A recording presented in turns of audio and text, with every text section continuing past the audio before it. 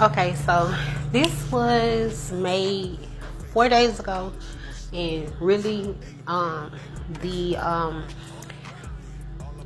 topic of over masculine females had already presented itself more than 2 days ago. Before that, you know, and really like 2 weeks ago, more than that. But um, what was said, so this kind of started off about that, but it kind of sped off into other things, just while I was, out grocery shopping. But this is what came across so far. It says male ego being mistitled as female hypermasculine pushed through females, and they still deal with being hypersexualized, mistreated, abused, neglected, and given patchwork aesthetics to mask the hurt, the pain, confusion, and manipulation. There is no true seeing active in action, issue correction, or reflection being made, seeing active or active enough. That's what I was supposed to put. Sorry about that. There's some active men in different ways, in different levels, that don't want to see or hear from females unless it is beneficial, without concern, and they will attack without cause. For them taking up for themselves to shield and protect themselves. This is talking about women. For them take it up for themselves to shield and protect themselves, when it is natural for her to be a nurturer of self, family, friends, and nature. This is not in any way, shape, or form talking about all men. This just, some men. But this mindset, this thought processing has been very much pushed into everyday ideology, into people's thought processing, homes, reaction. It is very similar to what is perceived as a pimp mentality. Not only that, this is a deceptive mindset based on an individual that just wanted other individuals again to go along with everything that they said and did, and they don't really like correction. And so what's the best way to keep from having to be accountable or to be called out on your stuff? That's like, the mindset of a narcissist, and where everybody is not a narcissist. When you pick up on different individuals' characteristics and attributes, and you try to contribute them to your everyday lifestyle, not knowing where is the basis of why this individual thinks the way they think, their ideology of life and how they perceive it and how they treat people, and where it comes from, where it started, where it stemmed from.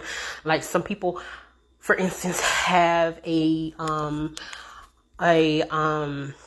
war ready mindset, a warfare mindset. Some people have a mindset of an abusive environment. And some people, different people react in different ways, where one individual might be fight or flight, and they have the need to take up for themselves or protect themselves, and this can be balanced out in a healthy way. You have others that aren't, and they might just shut down. So you have to take in all of that into account. Excuse me, not accountability. You do have to be accountable for those things, in being self-aware. When you go and you ask for advice from different individuals, you don't know what their life struggle was before you, after you, during you, what they're not telling you internally, around them, and in the energy realm, the unseen realm as well, so like, you just have to be mindful and take into account of all those things when you're trying to self-correct, and when you're trying to pick different people to influence the way that you think in your life. You have to take all those things into account. But again, this is not talking about what was just listed was not saying all men. Like I was saying in the previous video, there is different levels of men. There are good men and there are really messed up types of men. But again, to make this like a trendy thing, like it's something to be upheld, or this is something that people should make the standard, that I feel like it's very wrong. It has been done, but for so many people to still complain about whoever these specific individuals are that it originated at, people are still complaining about your ideology, your mindset, so again, it needs to be discarded. It needs to be corrected. We have been at the point of needing to break free of this for a long time. If they would get out of the way of self, they would see it's not truly in benefit to be on a never-ending cycle of broken trust, manipulation, misuse, misguided natural experiences with an unnatural reaction occurrence. Excuse me. I'm doing my breakdown process. So if you see some words in my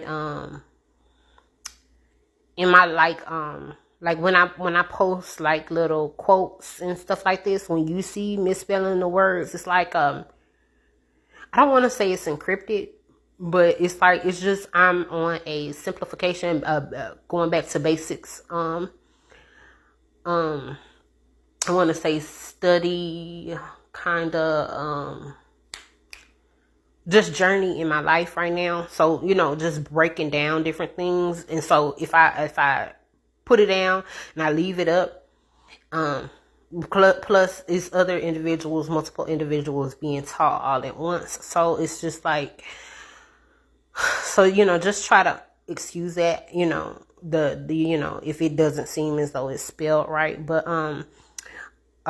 experience with natural reaction occurrences, false sense of safety.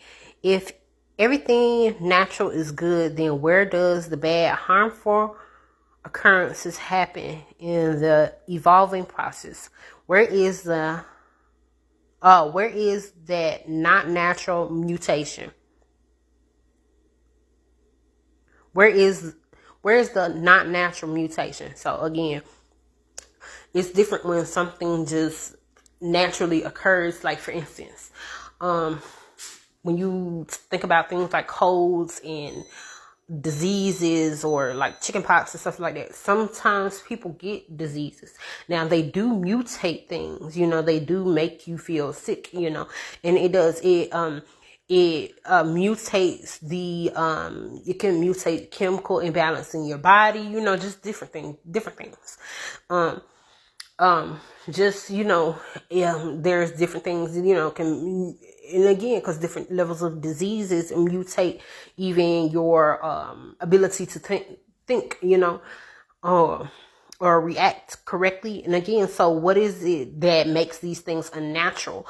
And again, why are they being forcibly implemented? Again, difference between natural and unnatural mutation. And again, like when you go into a laboratory and you're deliberately trying to cause a mutation, then that would be considered a natural mutation.